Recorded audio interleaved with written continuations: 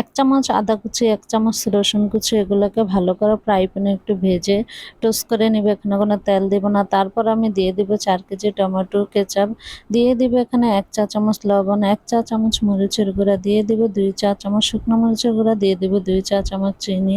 এগুলো দিয়ে একটু ভালো করে নাড়াচাড়া করে এ পর্যায়ে চুলার আঁচটা মিডিয়াম টু লোতে করে তারপরে চুলার আঁচটাকে আমি এখানে দিয়ে দিব অরগানো 1 চা চামচ। এগুলো দিয়ে নাড়াচাড়া করে তারপরে ভালো করে মিশিয়ে নিব। পিৎজা সসটা বানানোর জন্য এই অরগানোটা অবশ্যই দিতে হবে। নাড়াচাড়া করতে করতে যখন টমেটো সসটা এভাবে ঘন হয়ে যাবে তখন আমি দিয়ে দিব সিরকা। সিরকা আপনারা চাইলে 1 চামচও দিতে পারেন। আমি যেহেতু ডিপ ফ্রিজে রেখে এই সসটা খাবো তাই এখানে আমি 2 চামচ সিরকা দিয়েছি। দিয়ে ভালো করে নাড়াচাড়া করে দেখুন ঘনত্বটা দেখিয়ে দিচ্ছি যে কেমন হয়েছে। এই সসটা দিয়ে আমি যে পিৎজাটা বানিয়েছি সেটার ভিতরে আমি দিয়েছি। দেখতে অনেক সুন্দর হয়েছে, খেতে অনেক মজা হয়েছে।